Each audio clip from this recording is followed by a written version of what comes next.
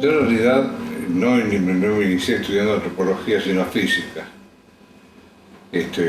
Durante todo el secundario mi idea era ser un físico, y más un astrofísico.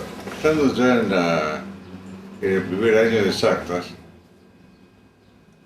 tomé contacto con la antropología, que funcionaba en ese tiempo en el Museo Etnográfico, a 2 cuadras de donde estaba la Facultad de Exactas. Y fui y me gustó el ambiente.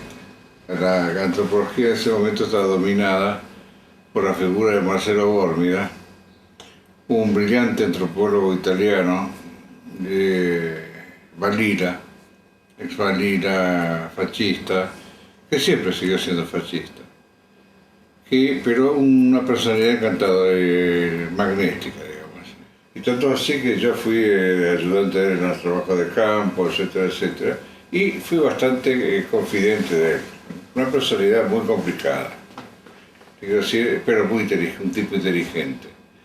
Y al terminar la licenciatura yo me entré a trabajar en INTA, el Instituto Nacional de Tecnología Agropecuaria, en Sáenz Peña, donde estuve trabajando alrededor de un poco más de un año junto con Santiago Bilbao, un ex profesor y amigo. Y salió la oportunidad y me fui a la Universidad de Wisconsin y fui a hacer la maestría y el doctorado. El primer proyecto que presenté de doctorado era sobre el sistema de plantación en Tucumán. Y me vine a la Argentina con mi mujer y mi hija mayor en ese momento, ya había nacido en Estados Unidos. Bueno, al llegar me encontré con la sorpresa de que había cambiado la situación.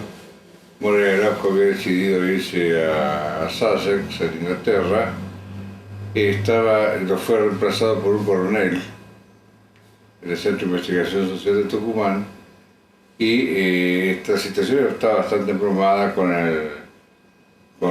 los guerrilleros, los movimientos de los represores, etcétera, que hacía bastante difícil el trabajo de campo. Pero resulta que yo voy a Tucumán y me encuentro con que el rector niega tener ninguna relación conmigo. Y además el coronel que estaba al frente del Centro de Investigación Social dijo que yo debía ser un espía de la CIA, porque si no, ¿por qué me iba a Tucumán de Estados Unidos? Ahí me pasó un tiempo bastante largo de incertidumbre. Estuve enseñando en la Universidad de Mar del Plata. Bueno, así pasó casi un año, hasta que me llamaron de Misiones y de Comahue. Bueno, los de Misiones me emitieron más, digo, si me prometieron más cosas que no me dieron, pero me emitieron mejor, y me vine acá, lo que era entonces la Escuela de Servicio Social, de la UNE. Bueno, posteriormente la escuela se convierte primero en Facultad de Ciencias Sociales, cuando se agrega la primera carrera, aparte de trabajo social, que existió, que fue antropología, que creé en ese momento cuando no había ningún otro antropólogo. Bueno, así fue que se creó la licenciatura en antropología, hace ya, va a ser este año 30 años, ¿no? Y con la idea muy curiosa de lo que pasó durante el gobierno militar, que quizás valga la pena contar porque es muy pintoresco. Bueno, todos conocen lo que fue la orientación en la universidad del gobierno militar, y viene como interventor, como rector interventor acá, un coronel en actividad de la coalición Rosario. Entonces viene y se entrevista con los decanos. Nuestro decano era Nicoletti, un trabajador social y ex jesuita, muy hablador, muy convincente y muy, digamos, con maneras clericales y qué sé yo. Y el tipo viene y le dice, mire, tengo orden de cerrar la carrera de antropología, etcétera, etcétera. Dice, no, acá no hay. Dice, pero acá hay antropología social, pero eso es otra cosa. Y le convenció, le hizo un verso de que la antropología social no era la antropología que él tenía que cerrar, que además es crucial porque estamos enfrente a Paraguay, etcétera, etcétera. Tanto así que el tipo no solo dejó seguir funcionando la carrera, sino que escribió un memorando en el Ministerio de Educación defendiendo la asistencia a antropología social. Bueno, después, incluso durante el gobierno, tuvimos la suerte de que a este rector le interesaba mucho más la falda que los subversivos. Entonces no se dedicó a perseguir, incluso defendió, porque decía que era el jefe del regimiento y no permitía que se metiera en la universidad, e incluso llegó a episodios de venir con el revólver en la mano, a parar a la policía o la gendarmería y cosas así. A lo cual ayudaba que era un oficial de Estado mayor, que significaba que tenía más poder inclusive que el gobernador, que era un marino retirado. Entonces, y bueno, y se quedó acá, después de que tuvieron a Ocada, que era un profesor nuestro, no permitió que detuvieran más sin acusaciones concretas, por acusaciones anónimas a los profesores, etc. Así que prácticamente conseguimos pasar el periodo y hasta que él se fue a la Mundial, la Organización del Mundial, que fue presidente. Y lo gracioso fue cuando se fue, lo llamó a Nicoletti, que seguía siendo el decano, le dijo: mire Nicoletti, yo los ayudé, pero acá entre nosotros yo sé que ustedes son subversivos. Bueno, a raíz de ese episodio es que ya estaba en ese momento la carrera de antropología y además otra circunstancia que salvó fue que cuando entró el coronel nosotros estábamos por ser echados por la rectora, por no ser peronistas. Entonces una serie de circunstancias graciosísimas y muchos azares hizo que más o menos pudiéramos pasar el periodo y seguir adelante, inclusive sin modificar el programa, sin cambiar el programa ni las lecturas. Y eso es época que, digamos, las anécdotas no son lindas ni graciosas al final, pero retrospectivamente resulta graciosa. Me acostumbré que teníamos 2 espías anotados como alumnos, pero además se sabía, uno era la gendarmería y otro del CIDE, ya lo conocían todos los demás. Me vería contento. Ayer en un allanamiento secuestré toda la obra completa de Lenin, así que voy a poder estudiar el desarrollo del capitalismo en Rusia. Cosas que vos pensás después y te parecen increíbles, pero bueno, pasaban y fueron increíbles. Pero todo esto en un clima trágico, porque te quiero decir, sí. Nunca sabíamos a la mañana, siempre que a la mañana contábamos si estábamos todos, si no había desaparecido alguno. Quiero decir, con todo después parece gracioso, pero fue un momento de mucha tensión y mucha indefinición. Y bueno, eso fue apenas creada la carrera de antropología. Diría que fue el periodo que tuve el primer profesor antropólogo acá, que fue Mumo Gandhi. Y pasamos acá todo el periodo de gobierno militar con Mumo. Después apareció Ana María, la situación económica nuestra era un desastre. Quiero decir, en ese momento los profesores universitarios con dedicación exclusiva estábamos ganando menos que un albañil. Investigar apóstoles no fue solamente investigar sobre el problema étnico, sino a mí me interesaba la explotación agrícola familiar, la chacra, lo que se conoce como chacra y color.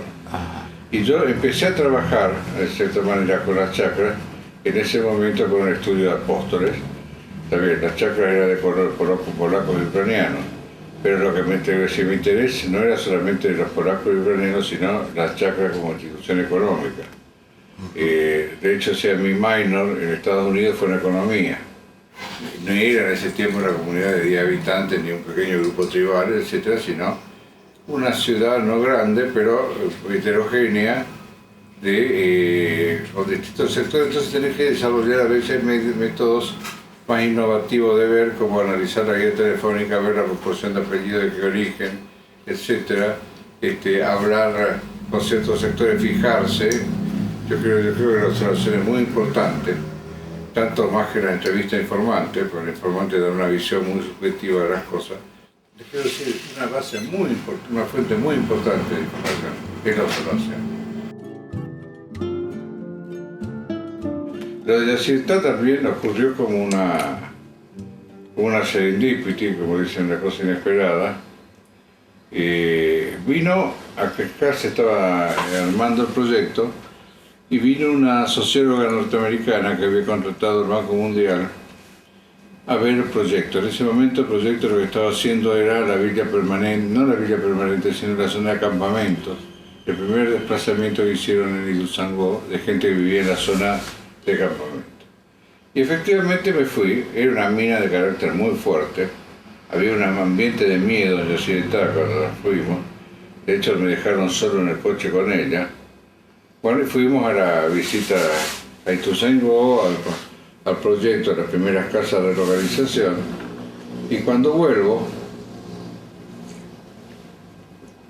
voy a mi oficina de la universidad y el rato me empiezan a caer tipos del gobierno y de Yacyretá. Resulta que me venían a hablar de que tenía que ser solidario con el sur y no con el norte. Todo esto en la época militar, ¿te das cuenta de esto? El asunto es que yo no tenía en serio que mi presencia en Yacyretá había sido no más como acompañante de esta chica, digamos, de favor. Bueno, el asunto es que ahí empezaron a tratar de cooptarme. ¿Qué significa cooptarme? Hasta ese momento no había hecho ningún contacto con la universidad. Cuando les corrió la bola de que el Banco Mundial podía contratarme a mí o al centro de investigación, empezaron a pedir unos trabajos. En la reunión del presidente del trabajo vino un representante del área jurídica, en ese tiempo tenía un papel muy importante en Yacyretá, el área jurídica. Antes de comenzar las obras era más prácticamente el área que manejaba Yacyretá. Y él, que era futuro director del área de coordinación, que en ese tiempo se iba a llamar, que era la que va a depender de la localización. Entonces le explico lo que yo pensaba de cómo había que organizar el sector, etcétera, etcétera, el tipo de personalidad, etcétera. Y el doctor Don, ya fallecido en ese tiempo, era el miembro de la asociación jurídica que vino y dice, ¿y por qué no usted, doctor? Y digo, porque, bueno, primero pues yo no tengo experiencia en manejo administrativo, nunca he trabajado, he tenido gente a mi mando, etcétera, etcétera. Yo creo que tiene que ser alguien que tenga un manejo de personal. Doctor, dice, hay que hacer como decía Marx, hay que pasar de la teoría a la práctica. Y ahí empecé a trabajar en Yacyretá y prácticamente, como sucede una vez que empezás en algo, siguen las cosas. Después cuando me fui de Yacyretá y antes también ya empecé a viajar por ver otros proyectos, a trabajar en todas esas partes donde he trabajado, en mucho Brasil, en México, Mongolia, China, etc., ¿no? De cierta manera, esta aproximación, este entroncamiento que Yacyretá me llevó a una temática que sí es muy importante desde montones de vistas, desde el punto de vista antropológico. Es un tema complejo y difícil de discutir porque no es... está metido en una discusión donde la gente no admite términos medios. Porque en un lugar, en un pensamiento, en una discusión donde se admite blanco o negro, es muy difícil la respuesta, depende de qué. Depende de dónde la represa, depende para qué, etcétera, etcétera. Y entender que es muy difícil dar una respuesta, no sirven, son infernales, causan impactos muy serios, pero el problema está que la falta de energía, sobre todo en los países en desarrollo, es muy, muy seria, ¿no? Y que la falta de energía significa falta de elementos, falta de alimentos, un decrecimiento muy grande en el nivel de vida de la gente. Entonces, es muy difícil decir en blanco y negro las represas son el demonio. Muchas represas se han hecho mal. ¿Qué significa eso?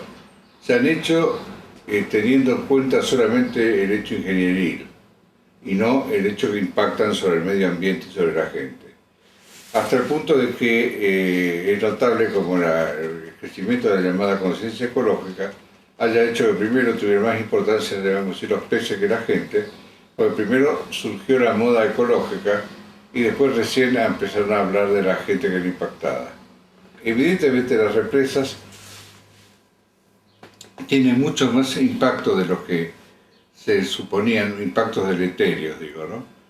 se solía presentar como todo en pactos benéficos y eso suele seguir siendo la tendencia de los proyectos, de exagerar los beneficios y de esconder o de negar los perjuicios. Y por eso muchas de las consecuencias negativas de las represas son el no tener en cuenta los impactos, o tener en cuenta de boca y no tomar medidas para prever y para mitigarlo de alguna manera.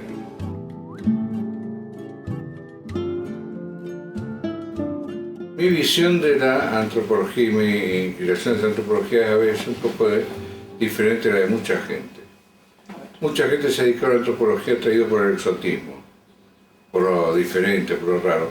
En cambio a mí me atrajo lo que me pareció igual.